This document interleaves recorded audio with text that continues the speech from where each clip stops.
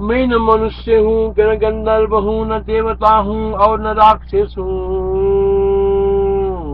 मैं न मनुष्य हूँ, न गंधर्व हूँ, न देवता हूँ और न राक्षस हूँ, किंतु आप लोगों का शोधित संविद्रुप सूक्ष्मार्थ आत्मा हूँ तथा आप लोगों का आत्मा ज्ञान को उपदेश देने के लिए यहाँ पर स्थित हूँ। हे श्री राम जी, आप लोग संविद्रुपी है, अति निर्मल संविद्रुपी में आप लोगों की पुण्य उदय से स्थित हूँ। मैं आप लोगों का आत्मा से अतिरिक्त नहीं। युष्मत संबिल्लव शुद्ध एवं भक्तु मिहस्तिदा अहम नरो न गंधर्वो न मरो न राक्षसः सम्मिन्मात्रा भवन्तु हि तद्भावोऽस्तेति निर्मला हितोऽस्मीति भवत्पुण्यै ननु नास्मि न चापरा। मैं आप लोगों का अत्यंत आप्त हूँ, इसलिए जब तक रात्रि के समान अंधकार पूर्ण मृत्यु दिवस पास में नहीं आते तब तक मेरे द्वारा कहा गया सब वस्तु में वैराग्य के फलासार पदार्थ बटोर कर रख लीजिए। श्यामाय माना नायांदी यावन मरण वासरा सारसम रीताम तावत वैरस्यम। जो पुरुष लोक में नरक रूपी व्याधि के प्रतिकार का उपाय नहीं करता वो औषधि रही जहाँ औषधि दुर्लभ है स्थान में जाकर नरक रूपी रोगों से छटपटाता हुआ क्या करेगा। यही वह नरक व्याधि चिकित्साम न करो दिए गत्वा निरवसलम स्थानम सरुज किम करिष्यति।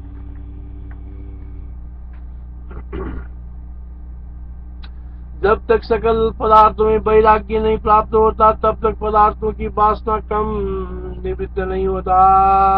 जब तक सकल पदार्थों में वैराग्य नहीं प्राप्त होता तब तक पदार्थों की वासना कम नहीं होती अर्थात निवृत्त नहीं होती। अर्थात यदि कोई आशंका करे कि वैराग्य ही परम सार क्यों है तो इस पर वैराग्य के बिना वासनाओं तनुता अर्थात वासनाओं की तनुता अर्थात अल्पता की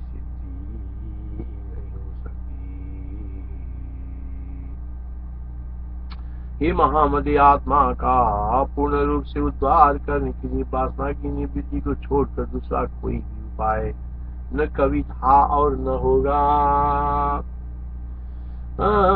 जब तक सकल पदार्थों में वैराग्य नहीं प्राप्त होती तब तक पदार्थों की वासना कम नहीं होती अर्थात निवृत्त नहीं होती।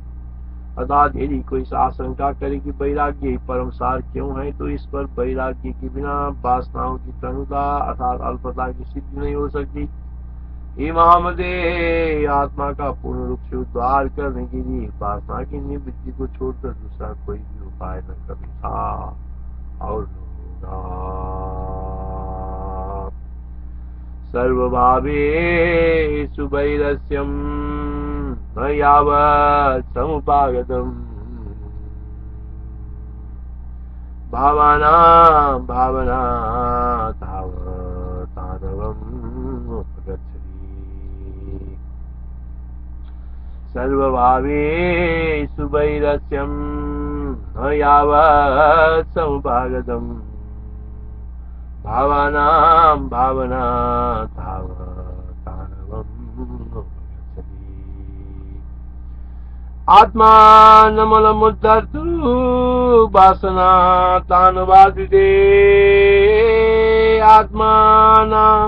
आत्मानमलमुद्धर्तुं वासना तानुवादिते नास्ति उपायो महाबुद्धे कश्चनापि कदाचन नास्ति उपायो महाबुद्धे कश्चनापि कदाचन।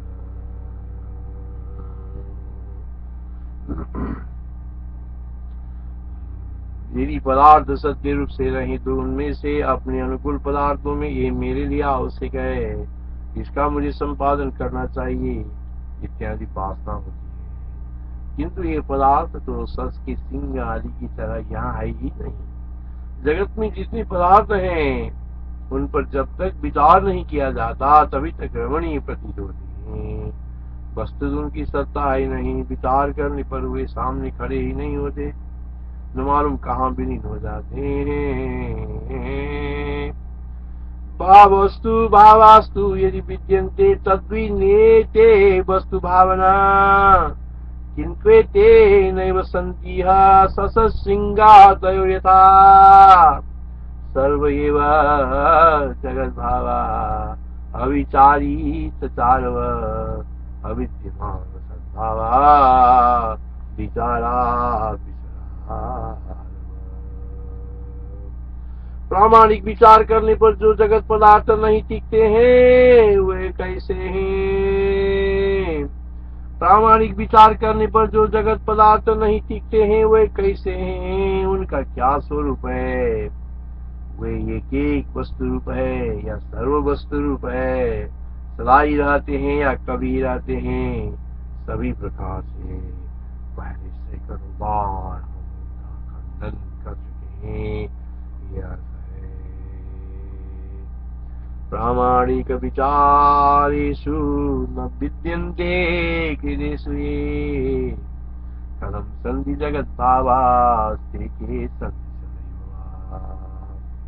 सभी जगत के पदार्थ कारण के आत्यंतभाव से सृष्टि के प्रारंभ में उत्पन्न ही नहीं हुए। सभी जगत के पदार्थ कारण के अत्यंत अभाव से सृष्टि के प्रारंभ में उत्पन्न ही नहीं हुए। जो ये प्रतीत होता है वो परम। सभी जगत के पदार्थ कारण के अत्यंत अभाव से सृष्टि के आरंभ में उत्पन्न ही नहीं हुए। जो ये प्रतीत होता है वो परम ब्रह्म ही है। सर्व एव जगत भावा कारणा भावतो वृषम सर्गादावेव नोत्पन्ना यच्चेदं भाति तत्परम। सभी जगत के पदार्थ कारण की अत्यंत अभाव से सृष्टि के प्रारंभ में उत्पन्न ही नहीं हुए। जो ये प्रतीत होते हैं वो परम ब्रह्म ही है। सर्व एव जगत भावा कारणा भावतो वृषम सर्गादावेव नोत्पन्ना यच्चेदं भाति तत्परम। सभी इंद्रियों से अज्ञेय सुप्रकाश चिदेक परब्रह्म में मन सहित पांचों ज्ञान इंद्रियों से वेद्य होने वाले पदार्थों के मन सहित पांच ज्ञान इंद्रियों से वेद्य कारण की प्रलय काल में संभावना तक नहीं की जा सकती है। सभी इंद्रियों से अज्ञेय सुप्रकाश चिदेक पर ब्रह्म में मन सहित पांच ज्ञानेन्द्रियों से वेद्य होने वाले पदार्थों के मन सहित पांच ज्ञानेन्द्रियों से वेद्य कारण की प्रलय काल में संभावना तक नहीं की जा सकती है। पदे सर्वेन्द्रियातीते मनसस्तेन्द्रियात्मना पदे सर्वेन्द्रियातीते मनसस्तेन्द्रियात्मना भावानां कारणं नास्ति मनसस्तेन्द्रियात्मना। विविध नाम रूप वाले पदार्थों का नाम रूप विहीन कारण कैसे हो सकता है? विविध नाम रूप वाले पदार्थों का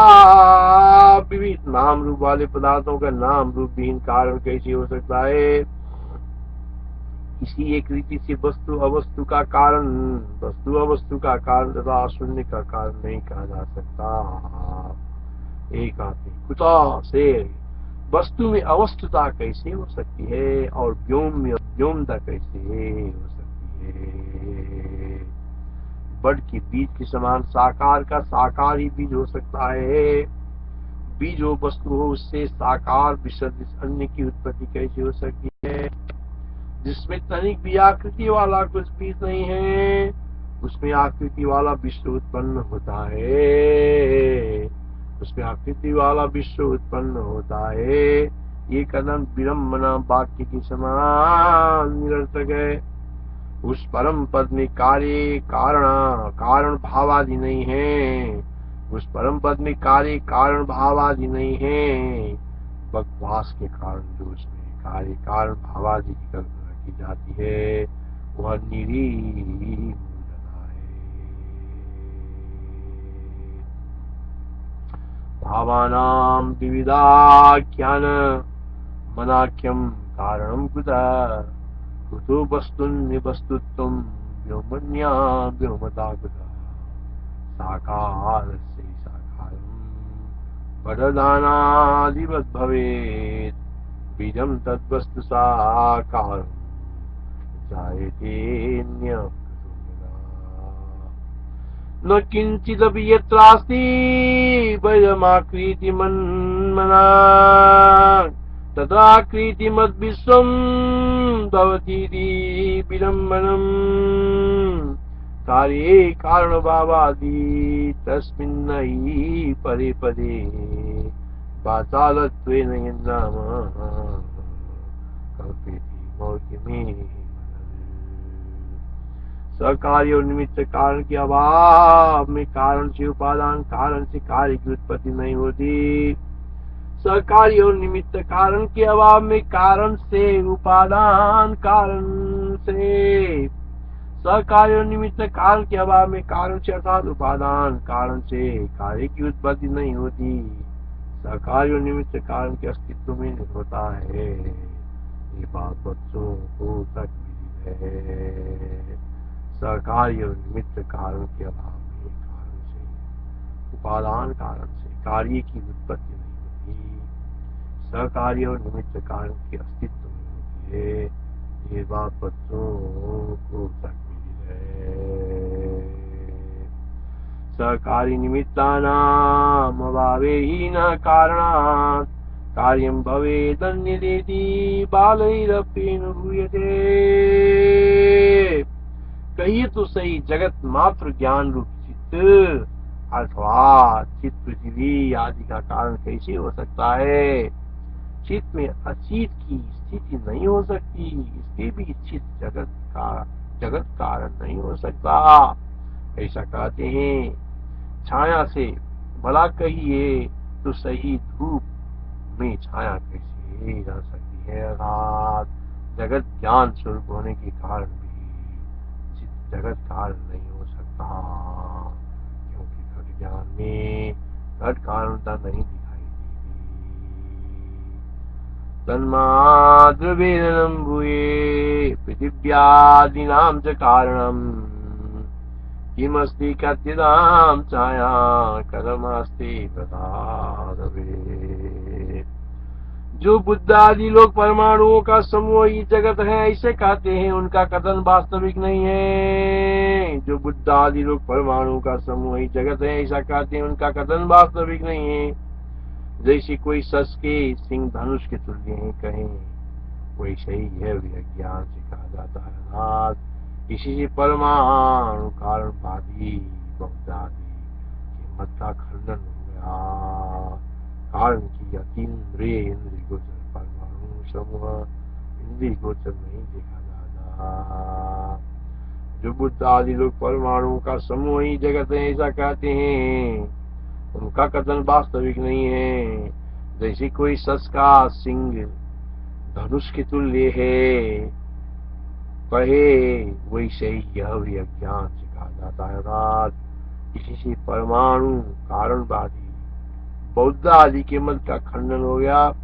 कारण की अतीन्द्रिय इंद्रिय गोचर परमाणु समूह इंद्रिय गोचर इंद्रिय गोचर नहीं देखा जाता। इंद्रिय से अगोचर परमाणु समूह इंद्रिय से गोचर नहीं देखा जाता।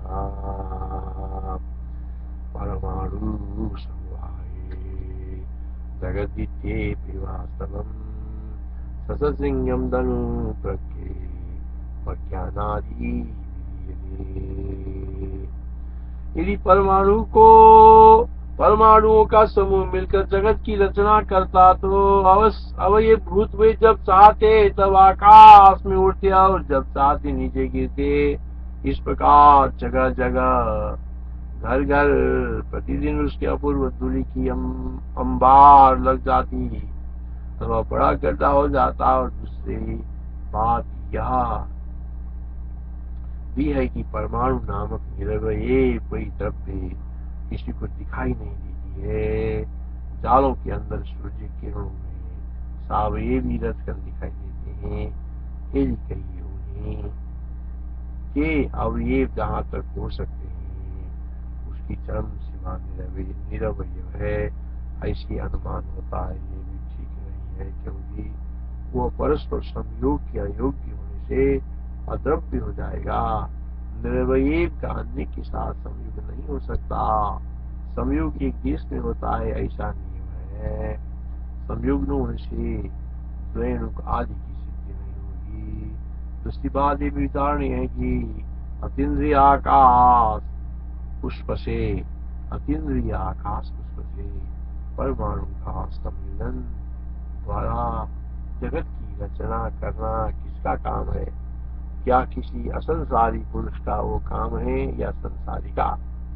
संसारी का शक्ति तो परमाणु से जगत की रचना करने में कतई नहीं है, ये बिल्कुल साफ है। यदि कहो कि संसार के अयोग्य ईश्वर या जड़ का काम है, तो उनसे ईश्वर का बिना प्रयोजन के जगत का निर्माण व्यर्थ है। नित्य मुक्त ईश्वर को कोई प्रयोजना अपेक्षा भी नहीं है, अथवा सृष्टि का कोई प्रयोजन उपपत्ति सिद्ध भी नहीं किया जा सकता। और जड़ परमाणु अपने आप जगत सृष्टि में प्रवृत्त नहीं हो सकते, ये भाव है। अर्थात यदि परमाणु आपसे आपस में मिलकर जगत की रचना करें तो उनका सदा आकाश में उड़ना गिरना दिखाई देने के कारण प्रत्येक घर में प्रतिदिन पहाड़ की चोटी से और कुएं की गदासा हो जाएगा। उक्त जगत सृष्टि रूप कार्य किसी का अबुद्धि पूर्वक तो नहीं हो सकता। उक्त जगत सृष्टि रूप कार्य किसी का अबुद्धि पूर्वक तो नहीं हो सकता, और बुद्धि पूर्वक तो उस व्यर्थ कर्म को कौन पागल करेगा? जड़ वायु की बुद्धि पूर्वक चेष्टा नहीं है। बुद्धि पूर्वक चेष्टा के बिना परमाणुओं का एकत्रीकरण नहीं हो सकता। बुद्धि पूर्वक चेष्टा के बिना परमाणुओं का एकत्रीकरण नहीं हो सकता। जड़ और सर्वज्ञ से ईश्वर से अतिरिक्त जीव प्रलय में शरीर नहीं होने के कारण असमर्थ नहीं था। इसलिए सृष्टि की आरंभ में इसके किसी कर्ता की उपपत्ति नहीं हो सकती। अर्थात इस कथन से वायु ही परमाणु का संघात करेगा। बुद्धिपूर्वक व्यापार के बिना ही अणुओं का संघात मिलन हो जाएगा। इस आशंका भी निराकरण हो गया। ये हम लोग देह आदि मूर्तता से रहित चिदात्मा रूपी हैं। ये हम लोग देह आदि मूर्तता से रहित चिदात्मा रूपी हैं। एवं अन्य लोग भी हमारे सदृश चिदात्मा रूपी हैं।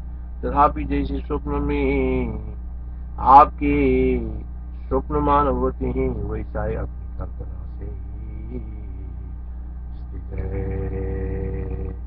परमाणु समूह से संभूये कुरुते जगत् यदृक्षयैव तमसि सीयते च यदृक्षा